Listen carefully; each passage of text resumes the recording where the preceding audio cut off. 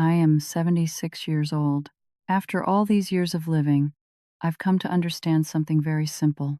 Happiness in old age doesn't arrive the way we imagined when we were young. When I was younger, I believed happiness meant achieving more accomplishments, more recognition, more proof that I was living life the right way. I lived that way for a very long time, and I was tired for a very long time too. It was only in the later years when my body began to slow down and the world no longer revolved around me that I finally understood this. Happiness is not something we add to life, it's something we let go of. Letting go of comparison, letting go of constant striving, letting go of things that no longer belong on the road ahead. What I'm about to share isn't advice, it's experience, paid for with time and exhaustion. If you're growing older or moving closer to that season, I hope you'll find in these words a small sense of lightness for yourself. The first thing I had to learn to stop was comparing my life to other people's. When we are young, comparison is almost instinctive. We look to the side to see where we stand, whether we're ahead or behind, right or wrong. At that age, comparison can sometimes push us to try harder. But in old age, comparison no longer motivates. It becomes a slow-acting mental poison moving quietly, but seeping in very deeply. I used to look at other people's lives and ask myself, if I had chosen differently back then, would things be better now? It's not a grize. Why are they still busy while I am not? Why do they seem to have more than I do at this age? Those questions never helped me move forward. They only made me more bitter toward my own life. I came to realize that a happy older person is not someone whose life looks more impressive than others. It's someone who no longer asks, "Who should I have been like?" Instead, they ask one quiet question: is my life enough for me? When I stopped comparing, I didn't become more accomplished, but I became lighter inside. And it turns out that, in old age, that lightness is already a form of happiness. The second habit that has brought me more peace in old age is learning to make my world smaller. There was a time when I believed I needed more relationships so I wouldn't feel lonely, more conversations so I could feel connected, more information so I wouldn't be left behind. My mind always felt full, yet my heart felt empty. But the more I added, the more exhausted I became. I realized I no longer had the energy for so much noise, endless, small talk, relationships maintained only out of politeness, and a constant stream of information pouring in. So I began to do the opposite. Fewer people, fewer appointments, less following, and strangely enough, life became deeper. Happy older people don't try to expand their world. They make it smaller so they can truly reach every corner of it. One honest conversation where you're free to be yourself is worth far more than 10 shallow relationships you have to strain to maintain.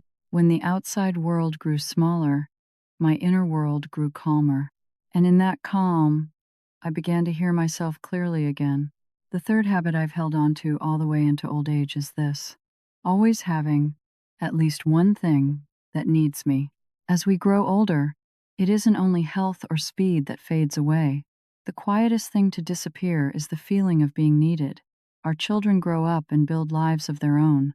Friends become fewer. Phone calls no longer come as often as they once did.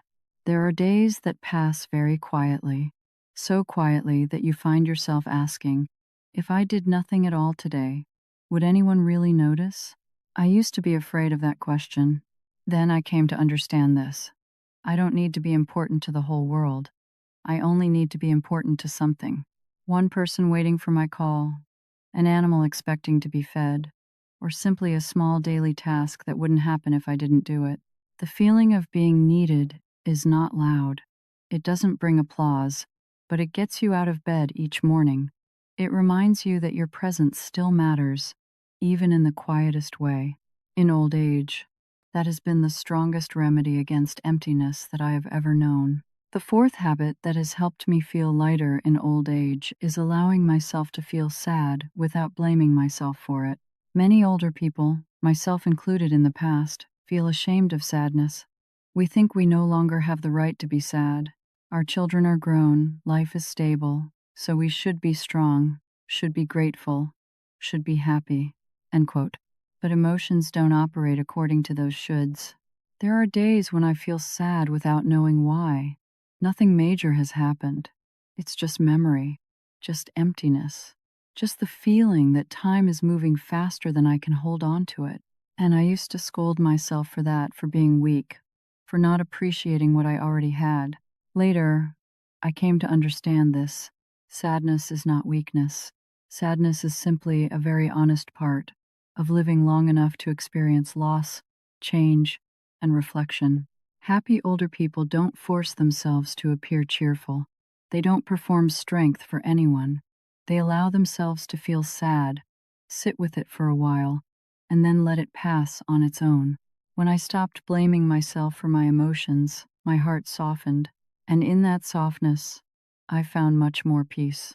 The fifth habit, and also the hardest one, is letting go of relationships that drain you. For a long time, I believed I had to hold on to everyone. Hold on because of familiarity. Hold on because of shared history. Hold on because they're family.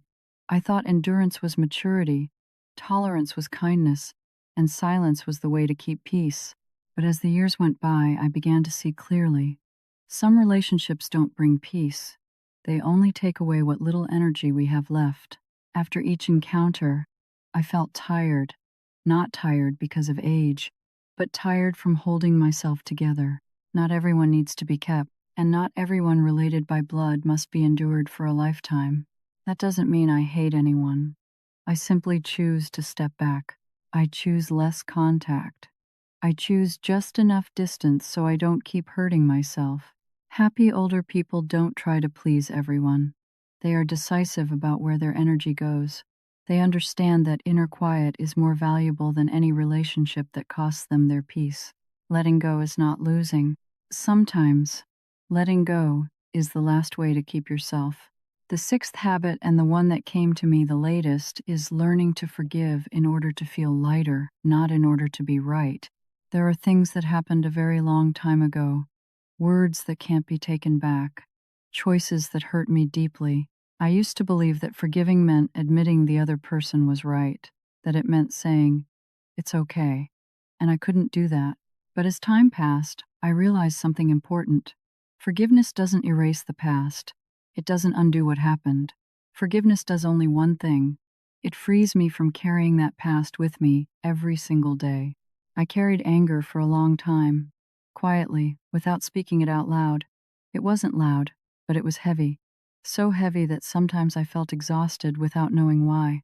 When I finally chose to let go, not because the other person deserved it, but because I deserved peace, everything changed. I didn't forget. I simply stopped giving it space in my heart. I think happiness in old age isn't about adding something new. It's about carrying less emotional luggage each day. The seventh habit is stopping the wait for someday. For a long time, I lived with vague promises. When I'm healthier, I'll go. When I'm less busy, I'll call. When I have enough money, I'll do it.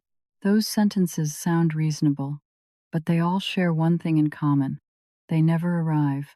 When we're young, we believe time is on our side, but as we grow older, we begin to understand that time waits for no one.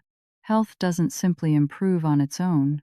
Life doesn't suddenly become less busy, and emotions don't magically become the right moment. There were many small things I postponed because I thought today wasn't necessary yet. A phone call, a short trip, a sentence that had lived in my heart for years. And then I realized, if I don't do it today, I may never do it at all. Happy older people don't live by later. They live by one simple question. If not today, then when? If you have, that question doesn't create pressure.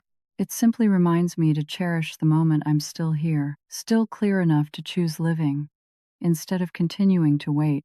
The eighth habit came to me very late in life, changing the question I carry with me to the end.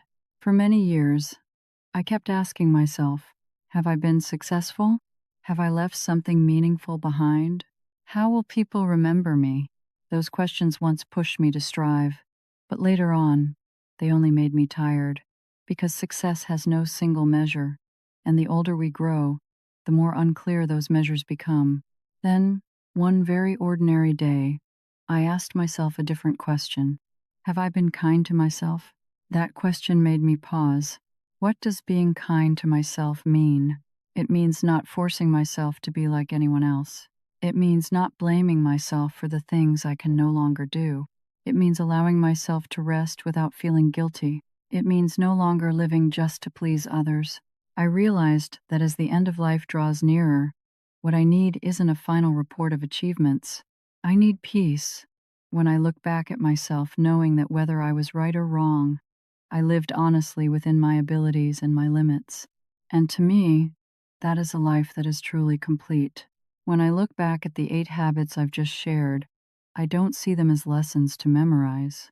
I see them as pieces of luggage I carried for many years. Some were once necessary, some helped me survive, but at some point, they simply became too heavy. Comparison, noise, waiting, trying to please, holding on to what drains you, carrying unnamed sadness, holding old resentments, and asking questions that no longer belong to the road ahead. I didn't let go of everything all at once. There are things I'm still learning to set down, day by day. Some habits return when I'm more tired, more fragile. But unlike before, now I recognize them, and just recognizing them already makes the burden a little lighter. Old age doesn't give us many chances to start over, but it gives us another gift: clarity. Clarity about what truly needs to be kept and what can be released without losing ourselves. And in the end, there's one thing I believe is true for most of us. Happiness in old age doesn't come from life giving us more. It comes from having the courage to let go of what is no longer necessary. And oh, if you're still listening at this point, I hope you'll be kind to yourself today. Don't rush to fix your life. Just listen to it for a moment. You may discover that you've been carrying far more than you need. I wish you days ahead that feel lighter, calmer, and enough in your own way. Thank you for sitting here with me. We'll meet again in the next episode.